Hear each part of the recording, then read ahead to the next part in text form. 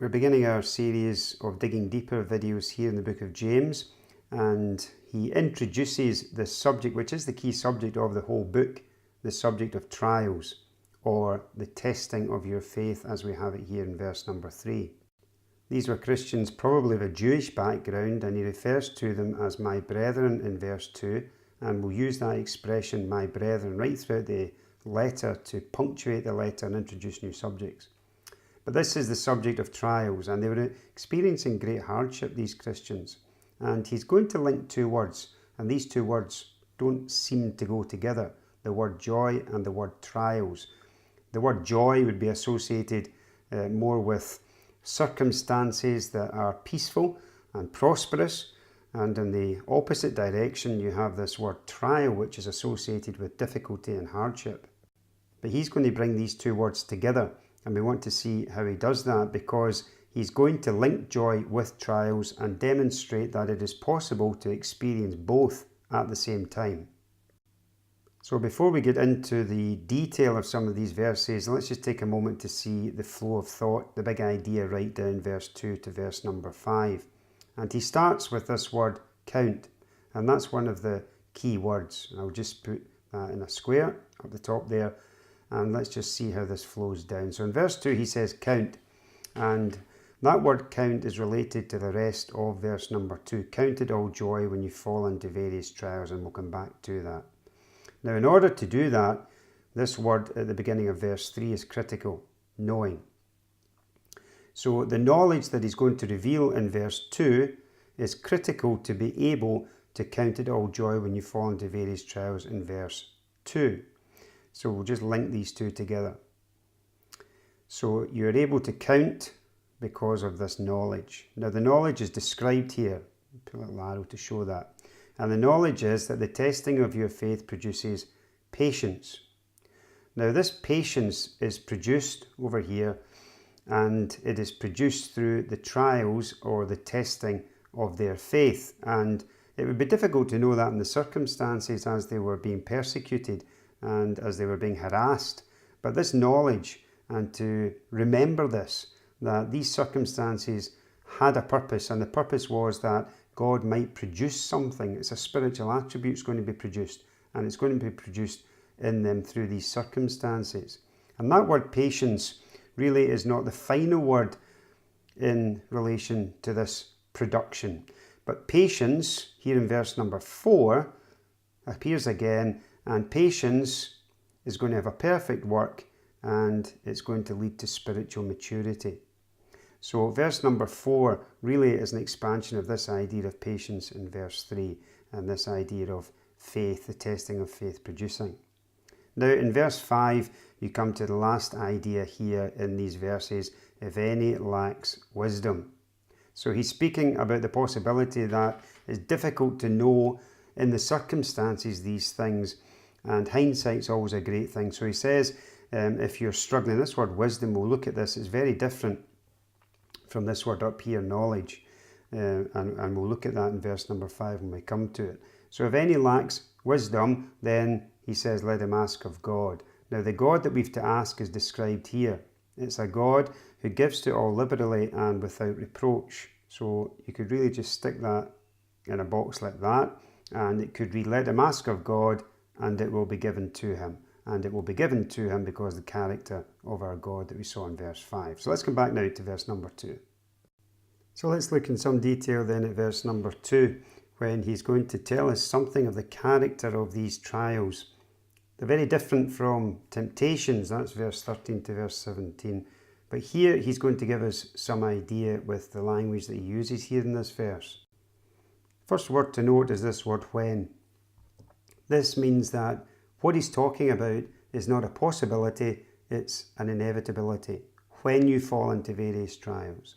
Then he uses this word various, which simply means that we don't all experience the same circumstances, even although there's an inevitability about it.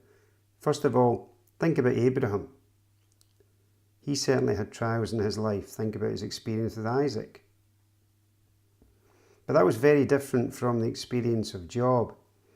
And he lost everything. or so it seemed.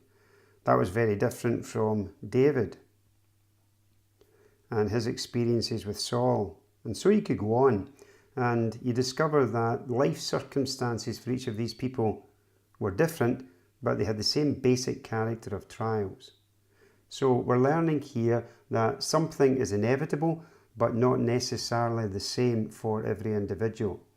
Now, again, this little expression here, when you fall, that helps us, because that expression occurs in a well-known story that the Lord Jesus told of the Good Samaritan. And in that story, there's a man who goes on a journey and he falls among thieves. He didn't intend this outcome. He didn't anticipate this set of circumstances that occurred on that journey. But as he was journeying, he was assaulted, and he was assaulted from without, and his day that had begun well ended very badly. In fact, he was lying at the side of the road half dead. His journey had stopped and his whole life circumstances had finished. That often is the very character of trials. We fall into them. We begin the day well, we end it badly. We begin the day without the problems that the day's going to unfold for us, but by the end of the day, metaphorically, we're at the side of the road half dead. So he says, my brethren, count it all joy when this inevitability takes place unanticipated, unsought. They fall into different sets of life circumstances, and he uses this critical word, count. Now, he's not speaking, I'll just put some words up here, he's not speaking about something that is emotive. This is not how you feel. He's speaking about something that is a decision or a conclusion.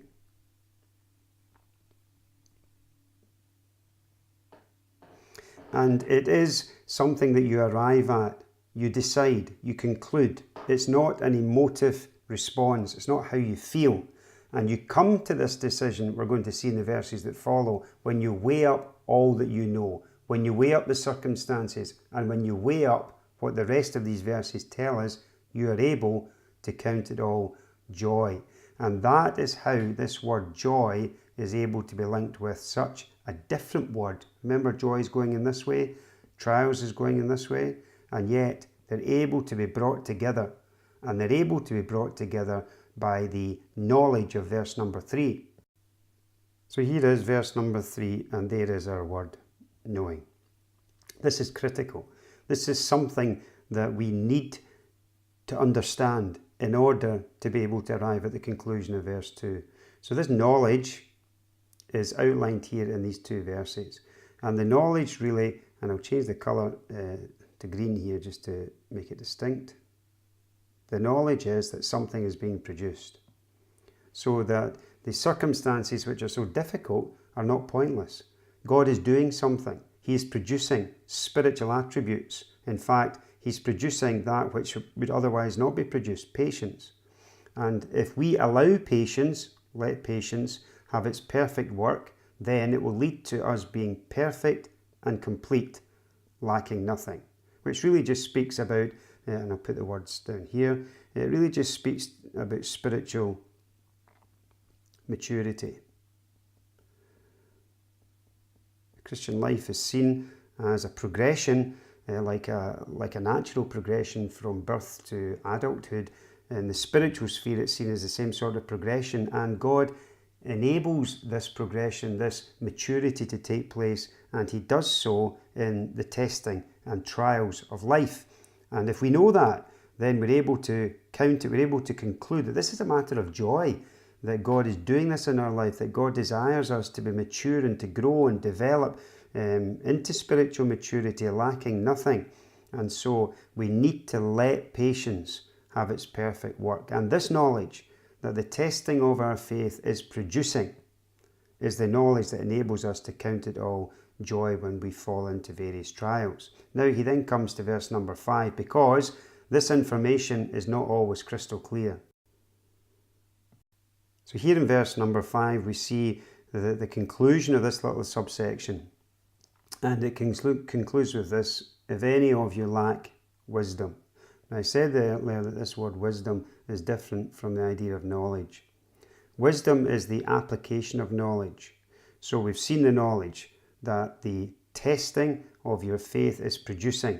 That's the knowledge. And then we saw what was being produced.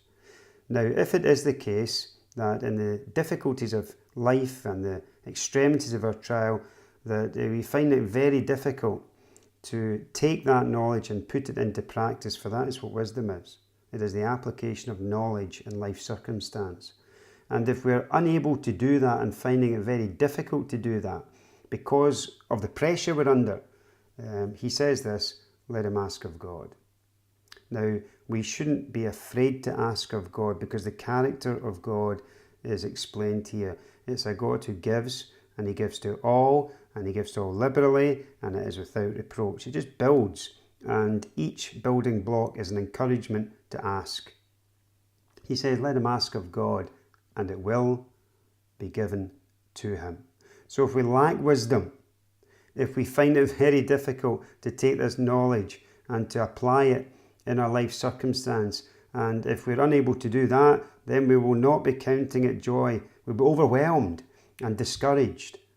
So he says, ask of God, right down here in verse number 5, and it will be given to him. Now, it is important in your studies just to keep going into verse 6 and on, because this idea of it will be given to him is not a blank check. And we're going to see, if you study on from verse 6 down, that you have to ask in faith, and then that is described as the verses unfold, and so the flow continues beyond this. But here is the basic point. Count it all joy. How can I do it? Knowing that the testing of the faith is producing.